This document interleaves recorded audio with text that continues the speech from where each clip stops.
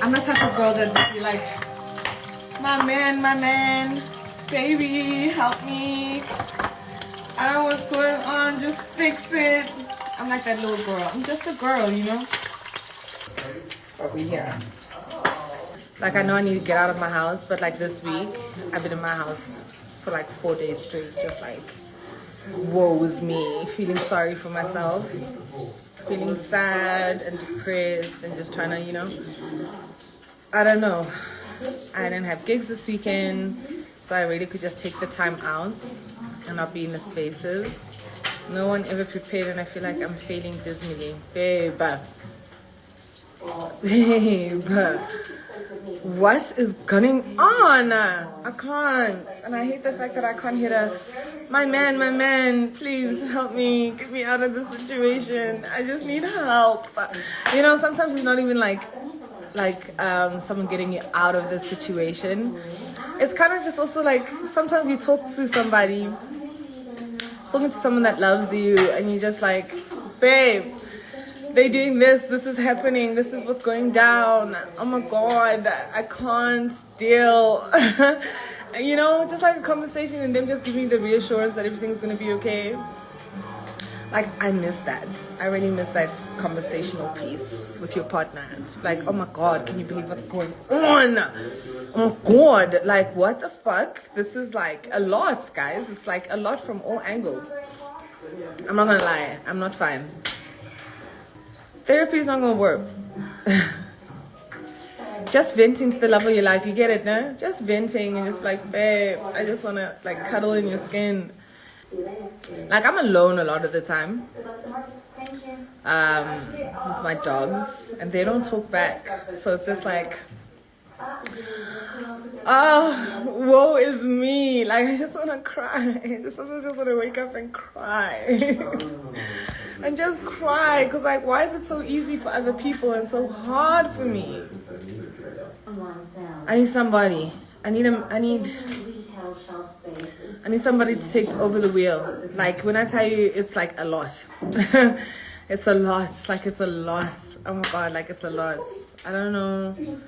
I don't remember the time when everything was just fine, you know? Everything was just fine.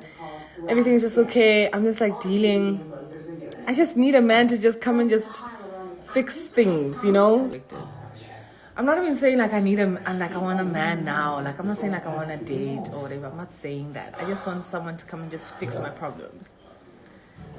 And I've got a lot of problems, you know? Like, I feel like this point in my life, everything that could go wrong has gone wrong. I found myself in a situation where people took advantage of me and served me an energy that I feel like I didn't deserve. Like, I really don't know, but I feel like I'm at a breaking point and I'm trying not to lose my mind, you know? I'm trying not to lose my mind.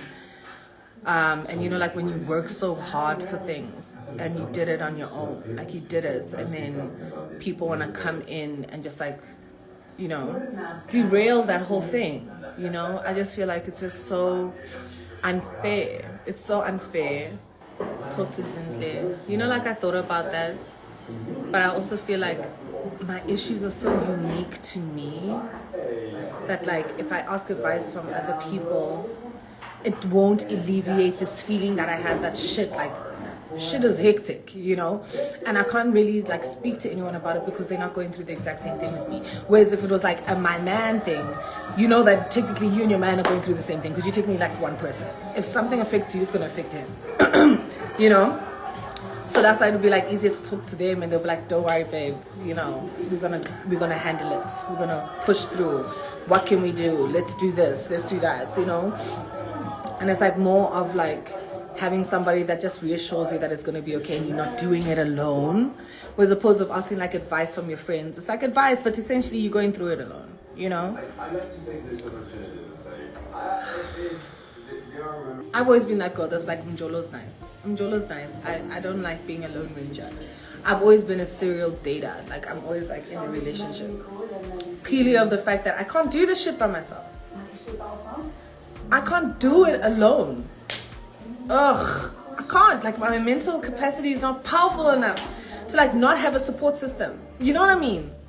Yeah, what Nadia is saying is actually true. For some people, they cannot survive without having a partner. Talking about her being a serial dater, someone that was always in a relationship, I guess now she's going through the most. Watching the full Instagram live, it made more sense because she's going through it. Her car broke down, or she was involved in an accident, and the car had to be fixed, almost $500,000, and still find out that after it was fixed, it had another problem. And there's a lot of things surrounding her music, and there's a lot of people that are also taking advantage of her, and she just wants someone that she can talk to about these things. And she makes sense, because sometimes telling your friends about what you're going through, they support you as a friend, but it's different. The support that you get from a partner is different from the support that you get from just a friend, because a partner takes those issues that you're going through more personal than a friend.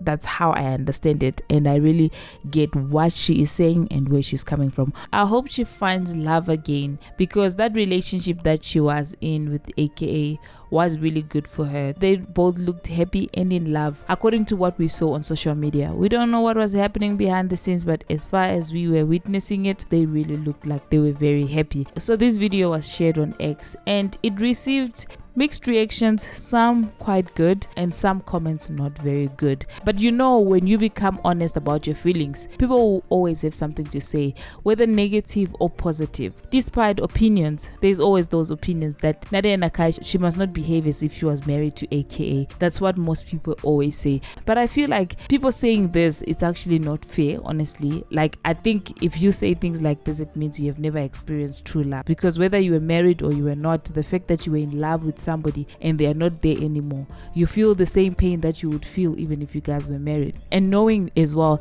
that these two, they were planning on getting married and he was planning on engaging to her, is also something that counts, to know that, oh, this person left when they were about to propose to me, or we had plans for the future. So it hurts the same. I hope she finds love again, because that relationship was good. It is clear that Nadia is going through a challenging time since the passing of AKA, and everyone processes grief differently. While there are mixed opinions online about how she should handle her feelings and whether she should move on, it is very important to remember that healing is a personal journey. Others, they heal faster than others. Being honest about your emotions means that people will have something to say, whether it's negative or it is positive. This is something Nadia has faced since she opened up about her love life and the loss of AKA during her recent Instagram live. Many fans are supportive, acknowledging that grief takes time, while others express their opinion on how she should navigate her love life moving forward. And she shared her thoughts. It's clear she felt deeply connected to AKA. For those that are looking to offer advice to Nadia, it is very important to encourage her to take all the time that she needs to heal. The journey to move on does not have a set timeline, and it's okay for her to embrace her feelings, whether they encompass love, pain, or both. As much as people, they say that Nadia should move on, she must not behave as if she was the wife to AKA. If she had moved on as soon as AKA passed away, everybody was gonna have a problem with it, honestly. Like, they were gonna say she never loved him. So whether she moves on or she does not move on, people will always talk. All I can say on my side, I feel like she should take all the time that she needs. When she's ready to move on, when she's ready to find love again, or when she has found love again, we'll all know. So this Instagram live, as you guys heard, she offered an honest look into her love life since AKA passed away. Online users reacted to Nadia Nakai's honest comments about her love life, with some sharing their opinions in a harsh way. Fans have been invested in Nadia's journey as she navigates the public grief surrounding AKA's untimely death. Nadia and AKA were in a relationship from 2022, and their love story captured the public interest, especially since AKA was known for dating within the industry. He tragically died after being shot while still in a relationship with Nadia. Some users showed empathy and understanding, where others said, "Shame, man, grief takes time. She is still healing, and rightfully so." And another one said, "You ain't lying on that caption. Nadia, stop it now. Move on, my baby. You are not a widow. If it were him, he would have moved on a long time ago. So this is the caption that people are talking about, because this video was shared by Musa Kaula. I know that most people, they really loved his caption. They loved the way Musa Kaula captioned this video, and they were saying, I'm here for the caption, and most people, they were just hyping the whole caption thing. But I think for me, it's just not it. But anyway, let's just focus on the positive side. In conclusion, while the public's judgment can be overwhelming, it is very important to remember that healing from such a profound loss takes time. Nadia's honesty about her feelings is a brave step in her journey. Nadia's honesty about her feelings is a brave step in her journey.